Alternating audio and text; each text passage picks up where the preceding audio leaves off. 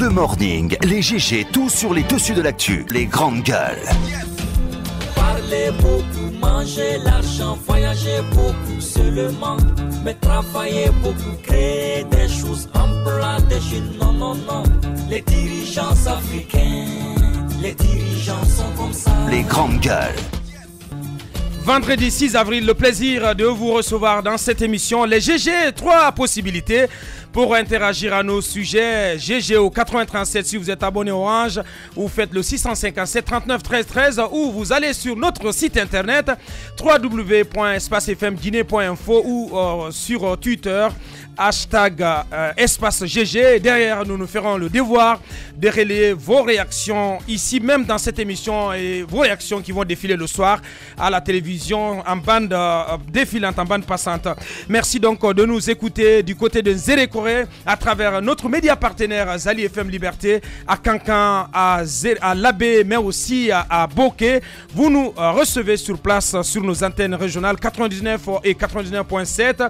Le plaisir donc de vous accueillir très nombreux dans le cadre de cette émission. À la une, Joachim Baba Milimono, plus que jamais au combatif après sa sortie de prison, libéré hier après avoir purgé une peine de 6 mois à lui infligée par la justice à l'issue d'un procès qu'il a opposé à l'État. On va dire comme ça, Joachim Baba Milimono va exiger qu'il soit réhabilité dans ses fonctions de commissaire au sein de l'organe de régulation des médias en Guinée. Sur quelle base légale compte-t-il asseoir cette demande? On lui pose la question.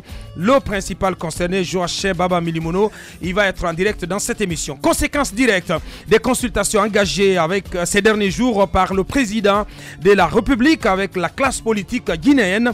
Le comité de suivi de l'accord du 12 octobre devrait se réunir ce vendredi sous la direction du ministre Bourema Condé, comprenant mouvance et opposition, mais aussi CENI, gouvernement et autres acteurs impliqués dans le processus électoral. Ce comité devrait, dans les meilleurs délais, apporter une solution aux différents électoraux nés des récentes élections communales tenues dans le pays. De quel œil la société civile suit-elle ces derniers développements dans la crise politique actuelle en Guinée? Monsieur Mamadou Taran Diallo, activiste de la société civile, président de PCQP et de Transparency International à Guinée, il sera au téléphone dans cette émission.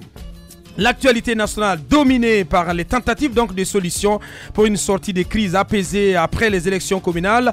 De quel œil les Guinéens de l'étranger observent tout ce qui se passe maintenant dans le pays?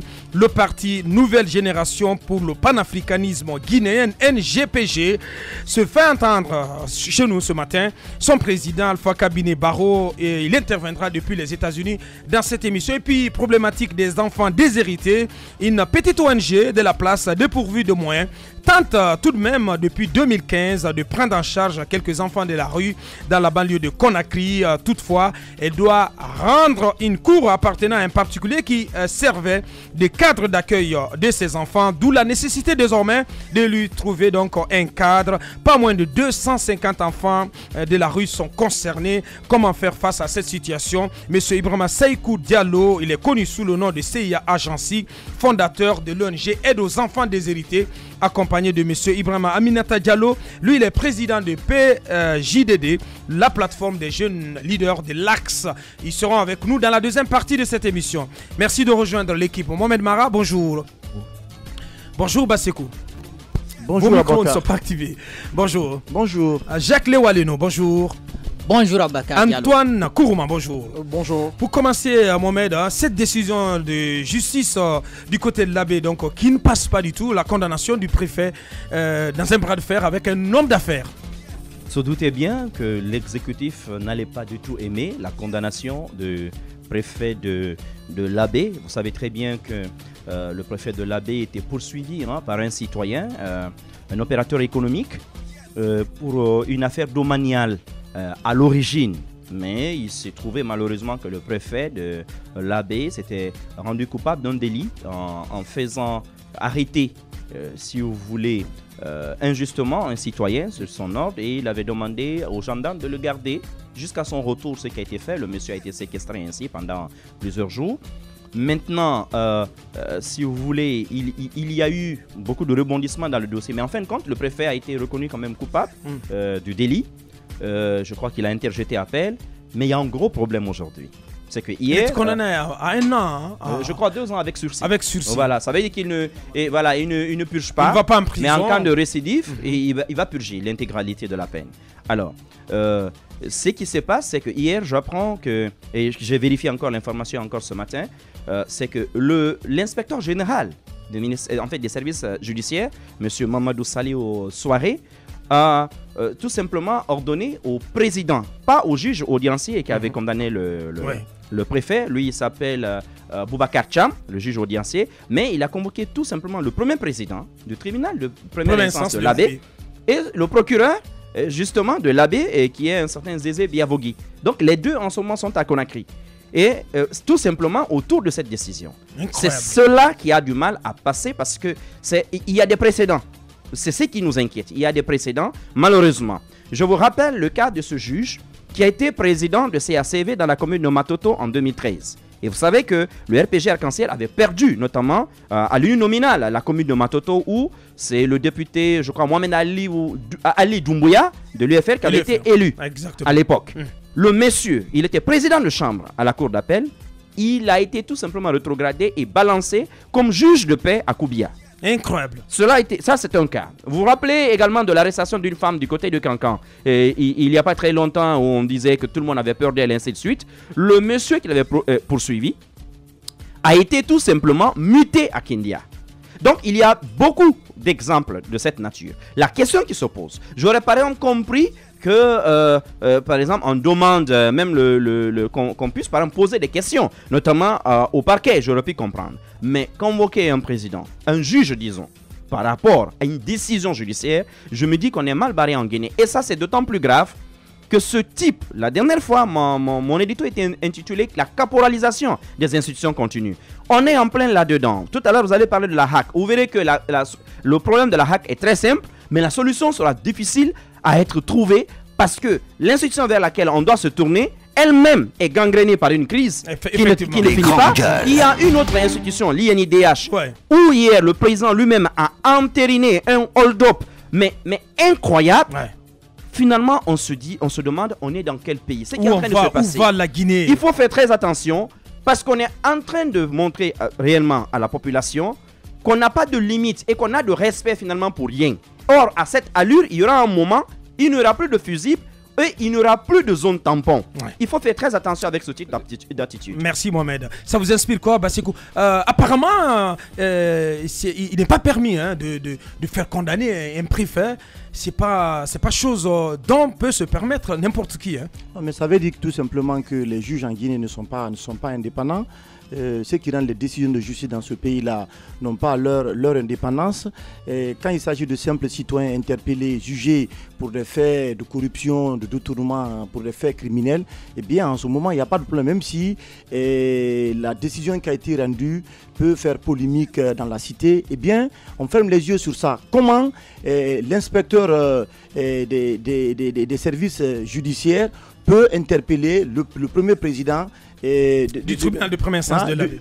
Du tribunal de première instance de l'Abbé, parce que tout simplement, l'un de ces juges a pris la décision de condamner avec sursis le préfet qui a été reconnu coupable des infractions qui sont reprochées de lui. Ça veut dire tout simplement que la justice en Guinée, très grave, ça veut dire tout simplement que la justice en Guinée est une justice qui est aujourd'hui caporalisée, est une justice qui est inféodée au pouvoir et que les juges qui tranchent. Peut-être qu'on tente d'inféodée. Parce que c'est la preuve quand même qu'il y a des jeunes magistrats. Vous avez rappelé quand même des cas, il y a des jeunes. Rappelez-vous celui qui avait condamné la société Orange ici, dans l'affaire Hadi Diop. Ici a payé, je crois, environ 10 milliards de francs guinéens. Du côté du tribunal de première instance de Dixine. Lui aussi, quand je m'étais intéressé à ce dossier, il avait été convoqué à l'époque. Donc, et aujourd'hui, l'ambassade de France a mis un pied dans le dossier. La France a mis un pied dans le dossier. Jusqu'à présent, le manager de Hadi Diop a du mal à rentrer en possession de ce. Il y a beaucoup de problèmes. De Raïm. Oui, Hadi Diop, justement. Oui. Donc, il y a des interférences comme ça, intempestives dans les dossiers judiciaires. C'est connu. Merci Mohamed. Allez-y. Et cette immixtion des responsables du ministère de la Justice dans le fonctionnement des cours aux tribunaux, parce qu'une décision tout simplement a été rendue condamnant un commis de l'État, je pense que c'est une désolation. Et ce dossier arrive à un moment où les juges qui ont été désignés comme président de commission de CACV, vous le savez très bien, le dossier est sur la table en ce moment, ont procédé à l'annulation des procès-verbaux dans certaines localités aujourd'hui qui portent à confusion, qui créent polémique dans la cité. Ouais. Donc je vous assure qu'aujourd'hui, le fonctionnement de l'appareil judiciaire en Guinée pose énormément de problèmes, et que si les citoyens n'ont pas confiance en nos justices guinéennes, eh bien ce sont des actes comme ça qui prouvent à suffisance que les juges en Guinée ne sont pas totalement indépendants des actes qu'ils posent dans les cours de tribunaux en République de Guinée. Merci Basseko. Allez-y, Jacques Lewa. Alors moi je pense qu'après tout, les magistrats, c'est à eux de réclamer leur indépendance. Parce que pour des actes comme ça, je pense qu'on peut voir, on devrait assister à une solidarité de l'ensemble des magistrats du pays pour soutenir celui qui a rendu la décision du côté de l'abbé et qui se voit inquiété par l'exécutif. Je pense que la difficulté que nous avons dans notre pays, c'est cela. Dans tous les secteurs, c'est parce que d'aucuns veulent profiter du malheur des autres ou des ennuis que certains ont avec l'exécutif pour occuper une certaine place au soleil. Je pense que c'est ce qui crée des problèmes. Vous allez voir qu'à l'abbé, peut-être il y a un magistrat qui voudrait tout de suite, qui a un niveau un peu inférieur, qui veut prendre la place de celui qui est là. Donc, ça ne dit pas grand-chose aux autres. C'est pourquoi on le laisse dans ces difficultés. Vous allez voir qu'il y a un moment, les huissiers de justice s'était levé ici pour dénoncer l'immixtion du gouverneur de la ville de Conakry dans l'exécution des décisions de justice. Au cas également, à un moment aussi, en ont fait dans le pays, vous le connaissez. Bien, oui. Donc, je pense que ceux-là, ils ont à un moment donné levé le ton pour dire attention, c'est notre domaine, vous n'avez pas à nous piétiner. Les magistrats doivent faire autant. J'apprends ces derniers temps qu'il y a des jeunes greffiers qui sont à un nombre important, qui ont un niveau d'études beaucoup plus élevé que les anciens, parce que les anciens ont été recrutés pour la plupart sans baccalauréat, et ils servent dans nos tribunaux. Et aujourd'hui, il y a des jeunes qui sont sortis des universités, qui sont greffiers, qui malheureusement n'ont pas pu accéder, je crois, à la faveur qui avait été accordée au personnel judiciaire avec le statut particulier des magistrats. Ils veulent le revendiquer, mais comment ils le peuvent? Il y a encore des vieux qui bloquent le processus parce qu'ils se disent qu'ils n'ont pas ces niveaux d'études assez élevés. Les grandes gueules. Ils ne sont pas des hiérarchies A, donc ils ne peuvent pas accéder à certains avantages. Ce n'est pas leur combat à eux, même s'ils doivent aller à la retraite dans quelques jours. Alors, ce n'est pas leur combat, ils ne l'accompagnent pas. Les jeunes ne peuvent pas non plus lever le doigt, parce que tout simplement, ils se verront remplacés dès lors qu'ils vont vouloir revendiquer quoi que ce soit. Bien, voilà, puisqu'on parle de justice, vous rappelez le cas de ce jeune juge du côté de Kindia qui avait été suspendu de ses fonctions, Omar Diallo. Mais la suspension, c'est quand même pour 3 mois, Mohamed. Mais le jeune, il est complètement jeté à la poubelle. Et plus personne ne parle de son cas. Je pense que le ministère devrait se pencher sur ce cas. C'est quand même une injustice, Mohamed. C'est pas le ministère. Oui. C'est au Conseil supérieur. C'est vrai que le ministre peut prendre des mesures conservatoires. Parce que la suspension, en réalité, ce n'est pas une sanction. C'est une mesure conservatoire. Oui. Mais ça veut. Mais en attendant que l'intéressé passe devant le Conseil de discipline, en l'occurrence, le Conseil supérieur de la magistrature dans cette formation-là. Mais ce n'est pas le cas. La vérité aujourd'hui est que la loi dit que le chef de l'État ne siège pas au Conseil supérieur de la magistrature quand il est réuni sur les questions disciplinaires. Mais c'est lui qui télécommande tout. Oui, mais aujourd'hui, vous savez, d'un point de vue administratif, Mohamed, comment ça se passe quand on est suspendu? Je pense que c'est pour 3 mois. Et après, la suspension... Non, la suspension, comme je vous dis, c'est une mesure conservatoire, ne peut pas excéder 3 mois. Exactement. Mais ça ne veut pas dire qu'il faut même aller jusqu'à 3 mois. Voilà. Et on peut même faire une mise à pied qui va jusqu'à 6 jours en attendant de clarifier le problème. Mais ce qui est en train de se passer, c'est une mise à l'écart. Il y a plus grave que tout ça. C'est quand on peut prendre un président de chambre à la cour d'appel, vous le balancez comme juge de paix. Ça veut tout dire. Ça veut tout dire. Parce que simplement, il a fait son boulot. Et aujourd'hui, vous avez un président de la République qui est président... qui est rédacteur en chef de la RTG Coloma,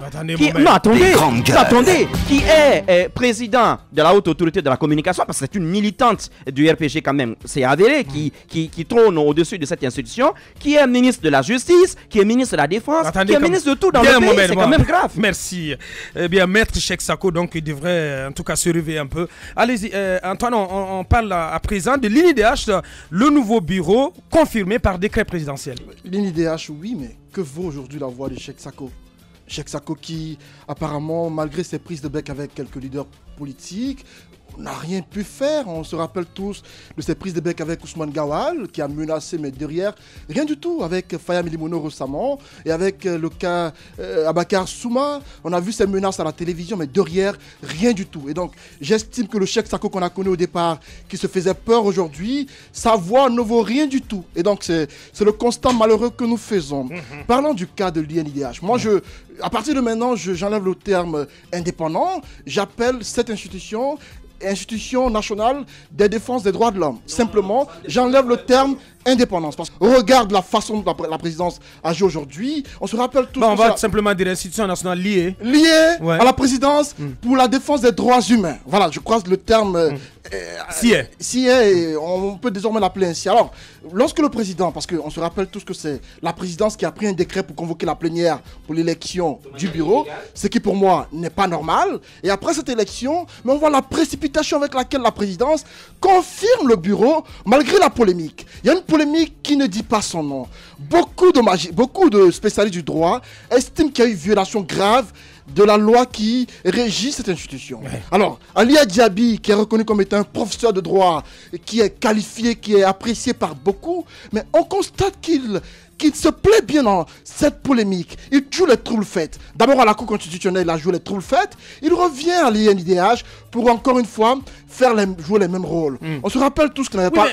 Antoine, surtout, ce qui gêne plus d'un, c'est que pendant qu'il est confirmé désormais président de l'INIDH, il y a ce dossier qui est pendant, ce dossier concernant justement son renvoi de la Cour constitutionnelle qui est pendant devant la justice. C'est pas tranché. Alors, ce qui va arriver, si il est confirmé commissaire de la Cour constitutionnelle, mais finalement, il va siéger dans deux institutions. La question qu'on se pose, parce que rappelez-vous la fois dernière, rapidement, Mohamed Mara.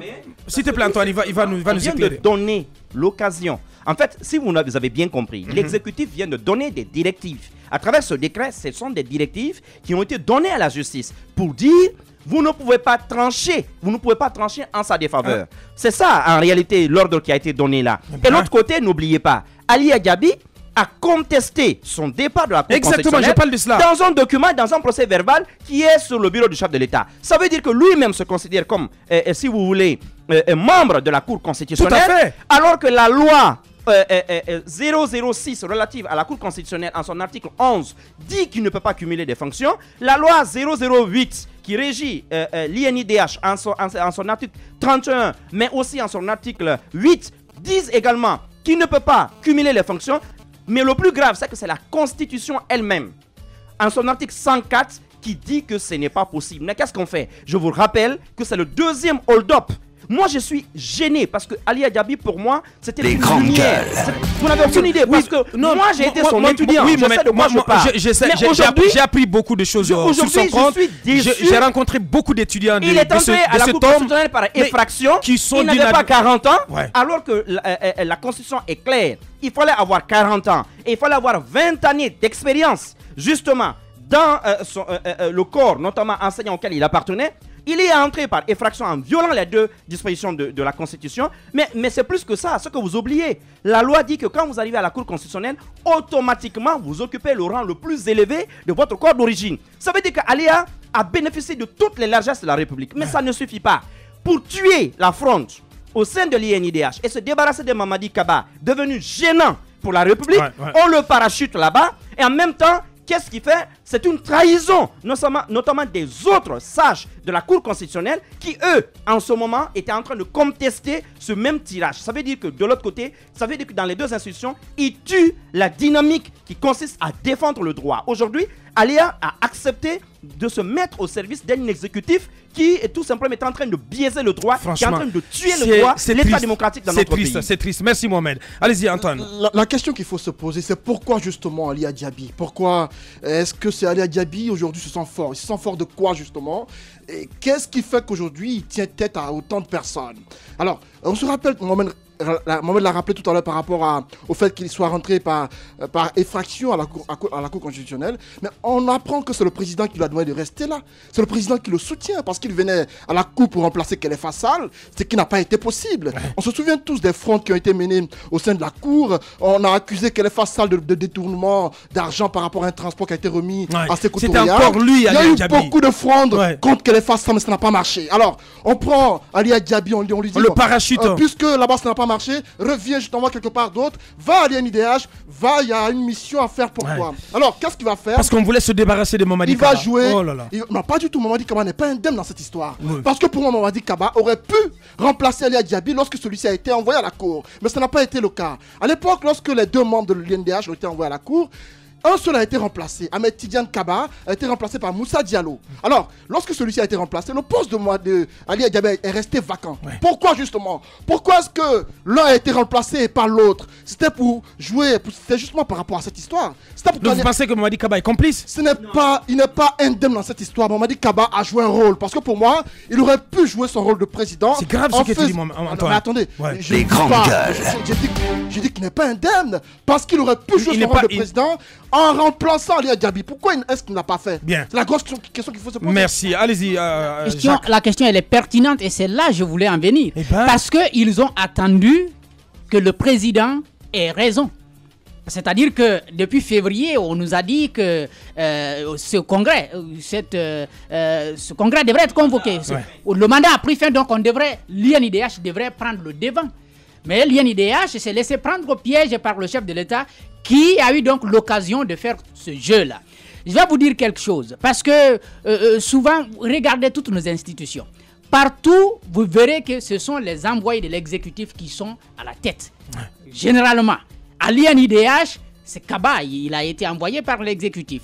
Et donc, à l'élection, vous allez comprendre très bien que, oui, il était proche d'Alpha Condé, il a été envoyé par l'exécutif. Mais il est venu de... Oui. Il est venu de la RADDHO. De la RADDHO. Mais il a été... Il est venu des organisations... Non, attendez. Il a été proposé par l'exécutif. Il est venu des rangs des organisations de défense des droits de l'homme. Je suis d'accord, mais c'est quelqu'un qui était pressenti justement être proche d'Alpha Condé, mais qui s'est révélé être un homme totalement indépendant, un électron libre. Et ça ne plaît pas à M. Alpha Condé. Et à l'intérieur... Il a conduit tout son mandat sans même véhicule de fonction, Mohamed. Non.